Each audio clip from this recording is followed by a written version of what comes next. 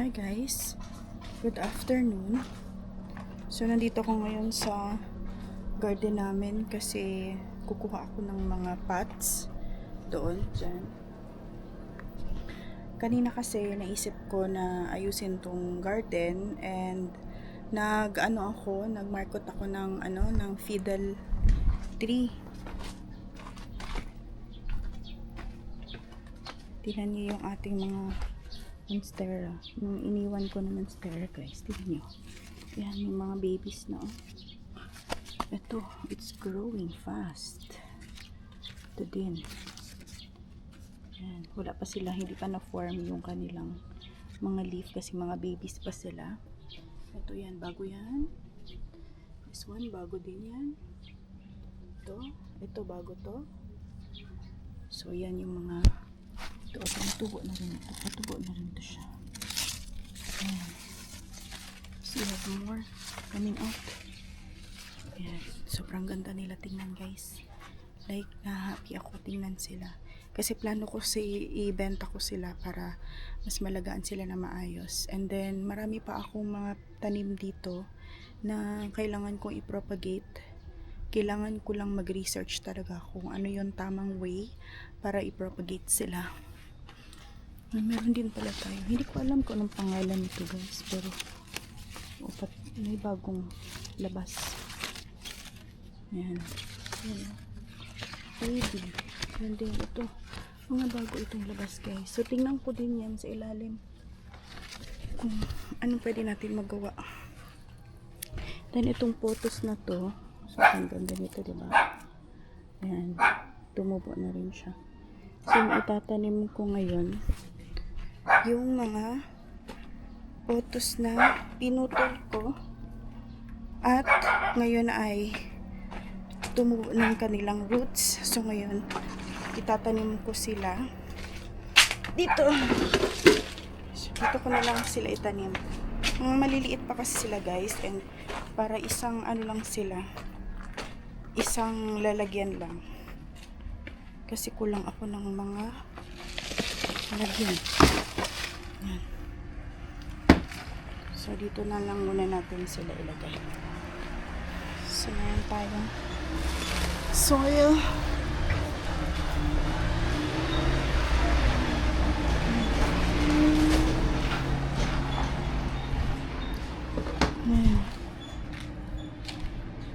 Kailangan natin ng upuan.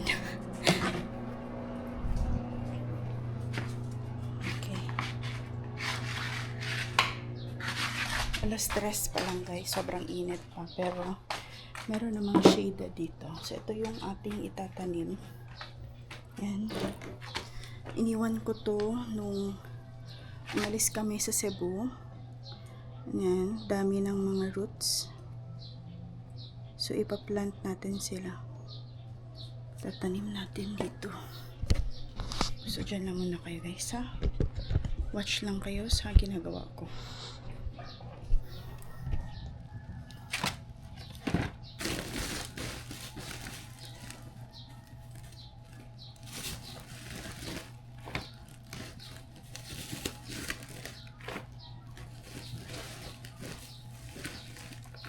Medyo likabok. Matuto tayo magtanim. Hindi ako mahilig magtanim.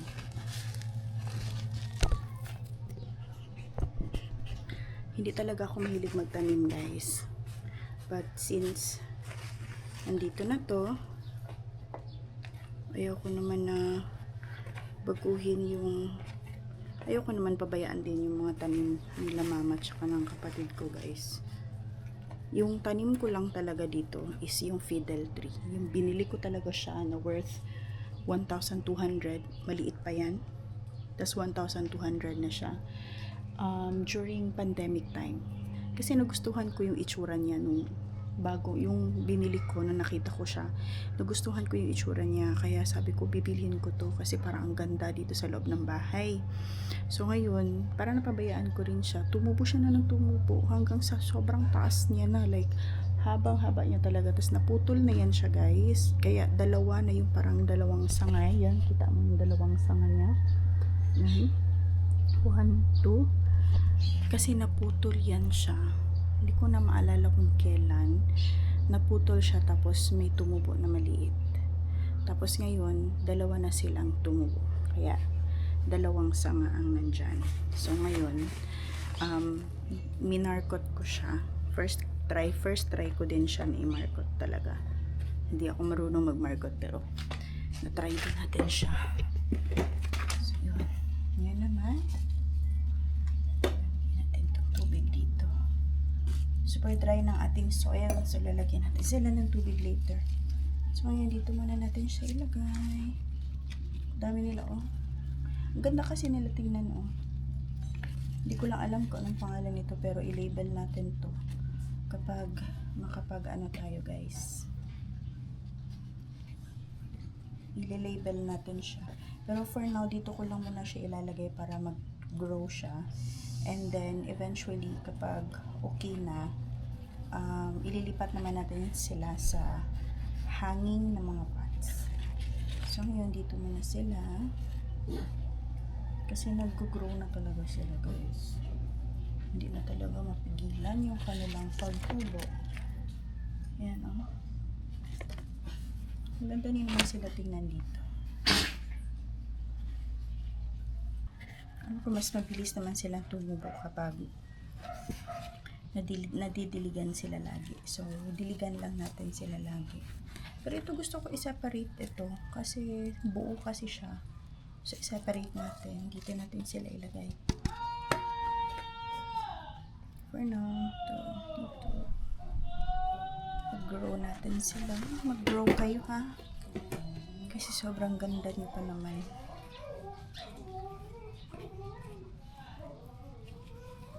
So, nakita niyo yung mga ano nila, leaf. Mga leaf.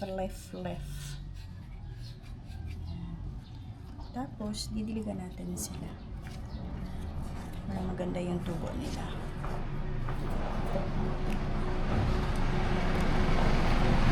So, lalagyan natin sila dito sa shaded. Sa mga shade. Didilig tayo sa kanila. Yan sila. Didiligan natin. May mga photos tayo dito guys. Lalaki na nito. Lagyan natin yan.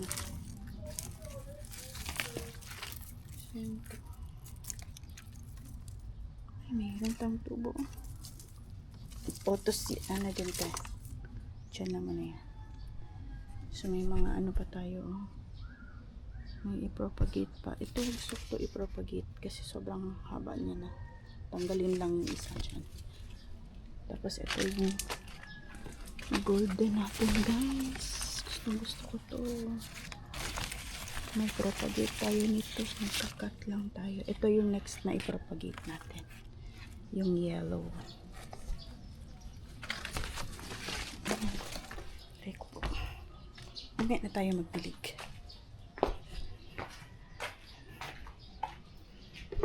Ito. Ano na lang muna natin ito.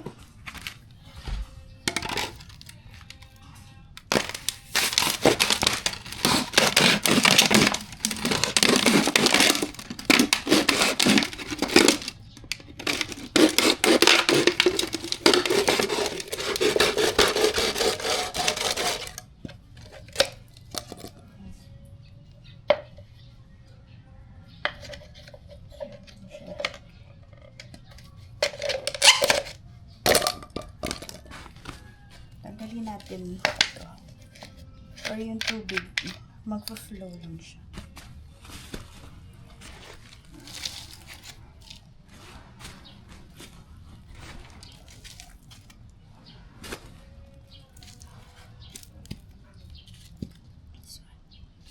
Let's put it here.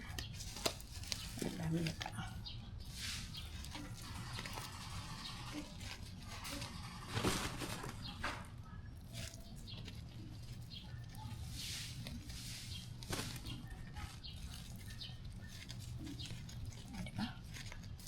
Ang itsura niya.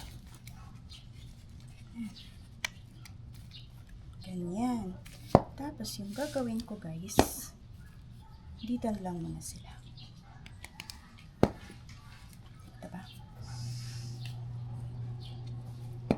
didiligan din natin to. Pero dito natin ilagay. Siya na lang muna siya.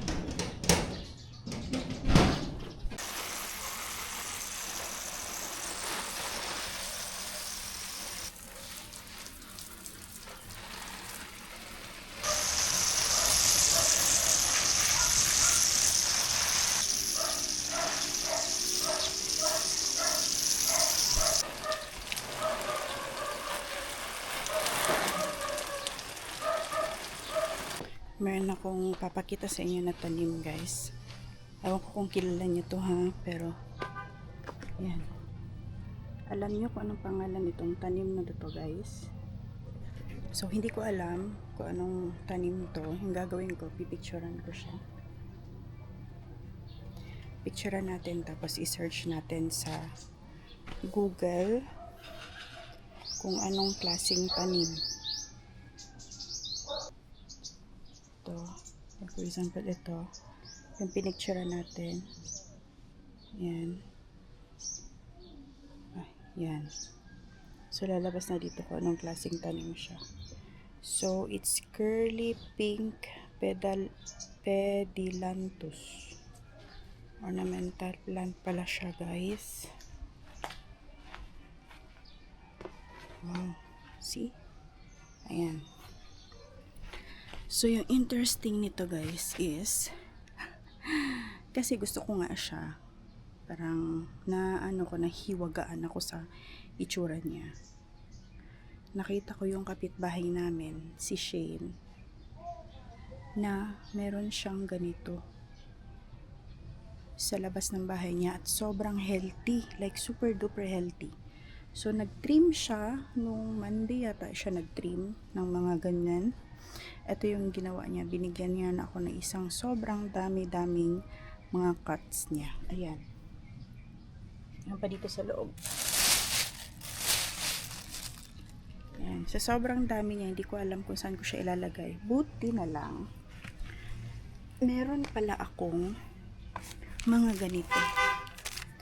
So, binili ko to noon, nung time ng pandemic din.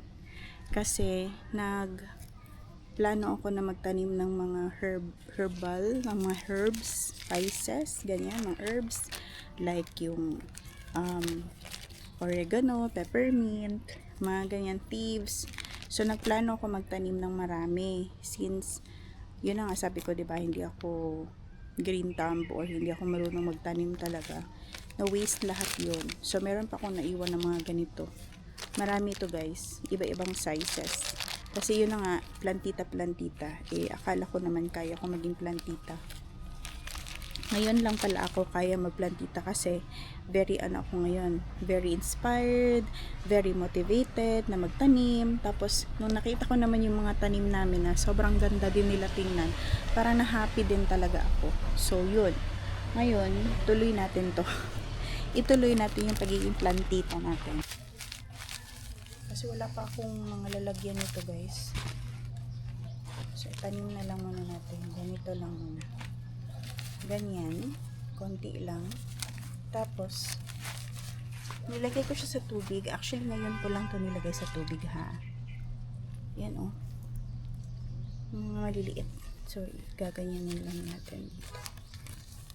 So, itong bahay namin, itong garden namin, guys, mapupuno ito ng mga tanim. Good luck naman tayo sa mga tanim natin, guys. Good luck naman talaga to sa garden. So, ganyan lang. Tapusin lang natin. Or, hindi ko siya matatapos kung ano lang yung kaya kong itanim. Kasi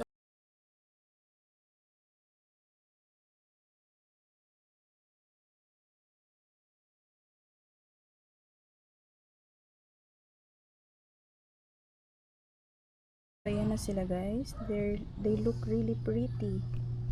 Ayan, oh. So, yun lang talaga yung magawa ko. Ito lang talaga sila. Hindi ko kailangan ng sobrang dami din. So, ngayon,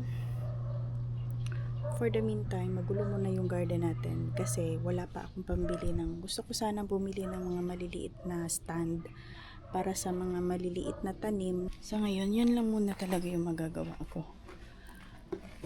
Okay. Yan. Tapos, nag-research na rin ako ng mga anong gagawin sa mga garden, ano yung paano natin i-maintain yung garden. So, nag-isip ako ng mga anong dapat gawin kasi yung iba, gusto ko na rin kasing ibenta. Sobrang dami din, like yung palmera natin. Pero gusto ko muna siyang i-propagate yung iba. Like this one, sobrang dami yun na. Yan. Yan. So, gusto ko muna silang padamihin. Pero yung iba, ibebenta ko na talaga yung iba. Kasi talagang dumadami na sila. Medyo gumugulo na yung garden. So, disclaimer, hindi ako magaling mag-garden, hindi ako magaling mag-arrange, pero I'm trying my best na ayusin, pagandahin tong garden na to, and diversion ko na lang din to for myself kasi hindi ako masyado busy sa work. Kaya itong pag-vlog, pag-garden, yung pagbebenta ng mga damit, isa yan sa way ko para ma-divert ko yung aking iniisip kasi ayokong too much thinking kasi mag-cause sa akin ng palpitations, yung nai-stress ako, which is not healthy for me. So, kaya marami akong ginagawa ngayon para i-divert talaga yung attention ko sa hindi ako masyado mag-isip ng mga problema. And this is one way of helping me to cope sa mga pinagdaanan ko. Yung bahay namin, ina-arrange ko din.